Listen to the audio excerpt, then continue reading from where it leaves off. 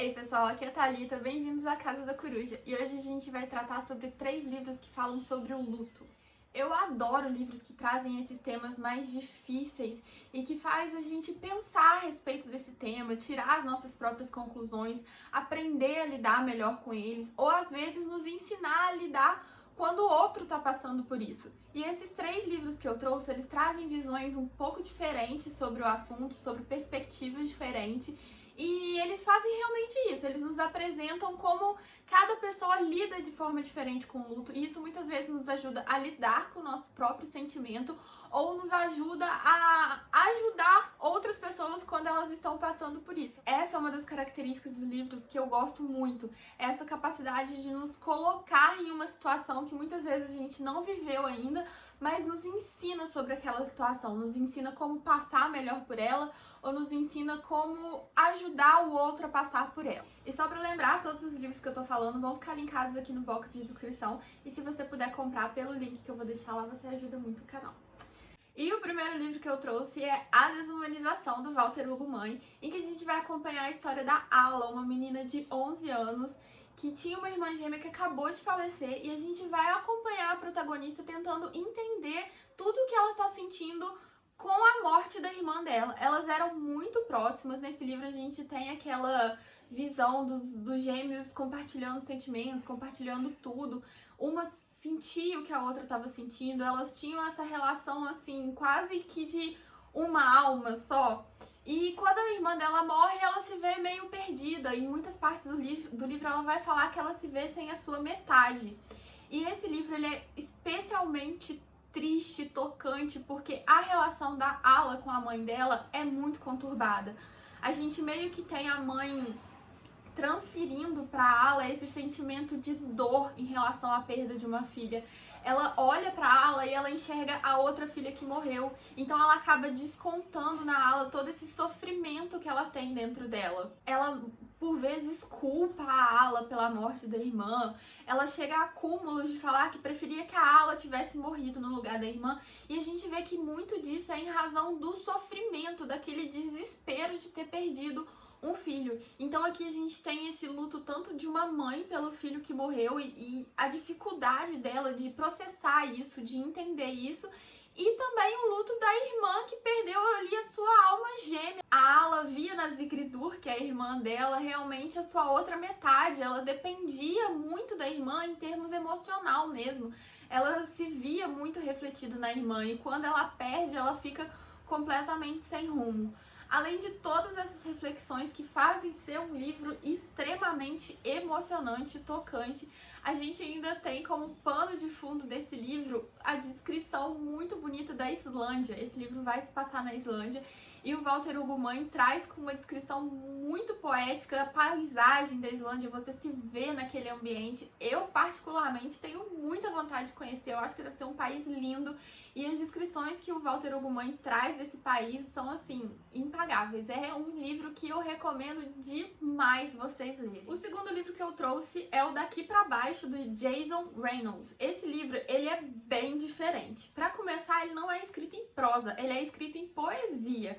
Aí você fala assim, nossa, mas eu não gosto de poesia. Mas calma, gente, esse livro é incrível. Primeiro, o formato dele. São poesias, mas são poesias que vão dando continuidade para outra, e elas realmente vão contando a história. Não é aquela poesia que você tem que ficar lendo as entrelinhas e tem que ficar entendendo profundamente o que o autor quer dizer. Não, é uma poesia mais direta, mas é uma escrita ritmada, realmente a escrita poética, mas você consegue ler o texto de uma forma fluida e entender a história.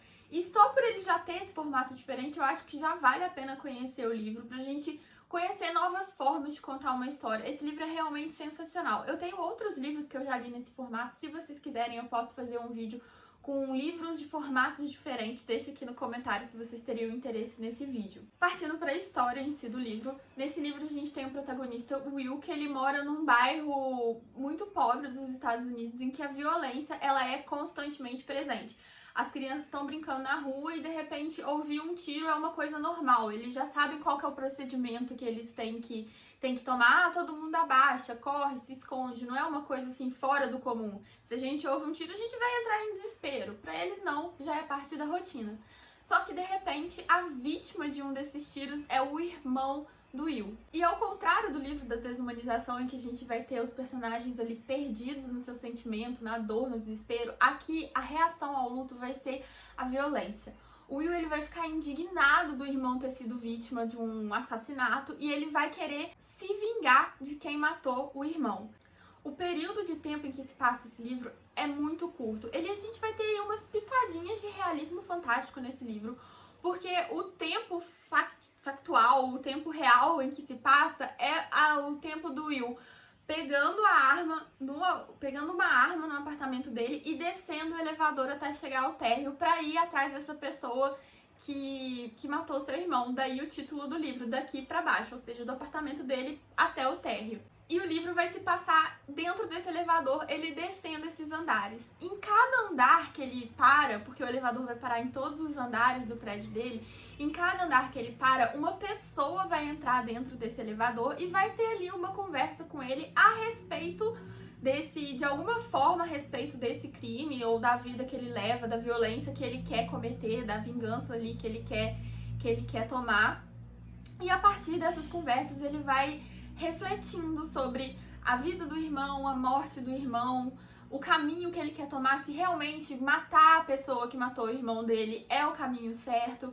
E são conversas, não são conversas diretas, a pessoa não vai chegar assim, por que você tá com a arma na mão? Por que você quer ir matar? Não, são sutilezas, vão conversando sobre coisas que parecem aleatórias, mas que por trás ali vai mexendo com o Will e vai fazendo ele refletir sobre a atitude que ele quer tomar. Até que ele vai chegar no térreo e a gente vai ter a conclusão da história, se ele vai ou não matar a pessoa. Eu achei um livro incrível, as conversas que ele tem com cada personagem são assim, faz você mesmo refletir sobre a sua vida, sabe? Às vezes, atitudes que você tem no seu dia a dia, atitudes que você pretende ter em algum momento, faz você refletir sobre qual é o caminho que eu quero tomar. Esse caminho, a revidar ali, olho por olho, dente por dente, é o melhor caminho a ser tomado? É o melhor caminho a ser seguido? É um livro muito diferente pelo formato. É um livro que assim, toca em pontos muito sensíveis, faz você refletir muito.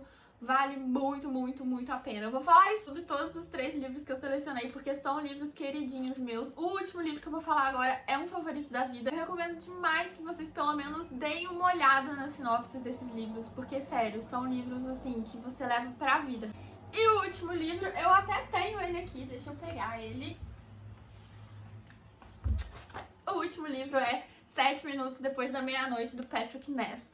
Aqui a gente tem, na verdade, uma criança que ainda não passou necessariamente pelo luto, mas que o medo do luto está ali presente na vida dela. O protagonista é uma criança de 13 anos, Connor, que a sua mãe ela tá passando por uma doença muito difícil e ele tem que lidar ali no dia a dia vendo a mãe dele cada vez mais doente, vendo as dificuldades que a mãe dele tá passando em razão da doença dela. E aqui a gente também tem uma pitada de realismo fantástico, porque a história, os 7 minutos depois da meia-noite, é porque todo dia, 7 minutos depois da meia-noite, aparece um monstro pro Connor. E esse monstro fala que ele vai contar 3 histórias pro Connor, e no final dessas 3 histórias, o monstro quer saber uma verdade sobre o Connor. O Connor tem que descobrir qual é essa verdade e contar pra esse monstro. E assim, a gente pode entender essa história como sendo realmente ali um monstro que tá aparecendo pra ele, ou a gente pode entender essa história como uma metáfora pra como essa criança tá tentando lidar com aquele sofrimento que ela tá tendo, porque ela ainda não tá experimentando o luto em si, a mãe dele ainda tá ali, mas ele tá vendo aquele caminho de sofrimento e aquele caminho que pode ou não chegar para efetivamente a morte da mãe dele. Então, pelo menos o que eu entendi esse livro como sendo uma metáfora, esse monstro sendo a forma como a criança teve de lidar com essa situação. Aquele monstro vai ali chegar e contar uma história para ele, que é uma história que vai fazer ele aos poucos ir entendendo o que é aquilo que ele tá sentindo. Então, enquanto no Walter Ugumãe a gente tem a dor, o desespero, E daqui pra baixo a gente tem a violência, a vontade de revidar quem tirou aquela pessoa da sua vida. Aqui a gente tem uma pessoa completamente perdida. Ela não entende o que tá acontecendo, ela não entende o que é aquele sentimento que ela tá tendo, ela só sabe que ela tá muito desesperada, que tá doendo nela, mas ela não consegue verbalizar, ela não consegue entender o que é. A gente vai ter no decorrer do livro justamente essa criança tentando processar o que é a dor de ver uma pessoa querida se perdendo ali, indo embora bem na frente dos nossos olhos. Eu entendi esse monstro como sendo a forma com que ela teve de começar a entender os seus sentimentos. Cada história que o monstro conta parece não ter nada a ver com o que o Connor tá passando, mas a gente vai vendo que a lição que a gente pode tirar de cada uma dessas histórias é uma forma da gente ir se curando dessa dor, uma forma da gente ir entendendo essa dor. E no final, quando o Connor vê as 3 histórias e quando o Connor entende qual que é esse segredo que o monstro queria que o Connor contasse pra ele, porque durante toda a história a gente tem o protagonista assim, mas que segredo é esse? O que eu vou ter que contar pra esse monstro? Por que ele tá me pedindo pra contar isso? Eu não tenho segredo nenhum. E quando ele descobre esse segredo, gente, sensacional. Eu li esse livro, eu comprei esse livro numa promoção dessas de banca, assim, foi super barato, eu acho que eu paguei R$7 nesse livro. Eu nem sabia direito do que se tratava, eu só falei, olha, eu acho que eu conheço esse título, tá barato, vou comprar. Sentei pra ler, eu não parei de ler o livro até as 2 da manhã, porque eu não conseguia parar, e era assim, chorando, e chorando, e chorando. E com pena do Connor, vontade de abraçar essa criança, eu não conseguia largar. Sério, esse livro, assim, é um dos favoritos da minha vida. Só de lembrar da história já dá vontade de chorar de novo. E eu achei muito bonito essa jornada do protagonista por se entender, por entender o que estava passando dentro dele. Bom, é isso, gente. Eu quis trazer esses 3 livros pra vocês hoje porque eu acho que são livros muito sensíveis, muito tocantes, que trazem reflexões muito legais e que fazem, assim, a gente conhecer um pouco de nós mesmos, sabe? Que faz a gente aprender a lidar um pouco com essas emoções tumultuadas que aparecem de vez em quando na nossa vida. Se vocês têm algum outro livro nesse tema e queira deixar aqui embaixo como sugestão, eu vou adorar e eu vejo vocês no próximo vídeo. Tchau!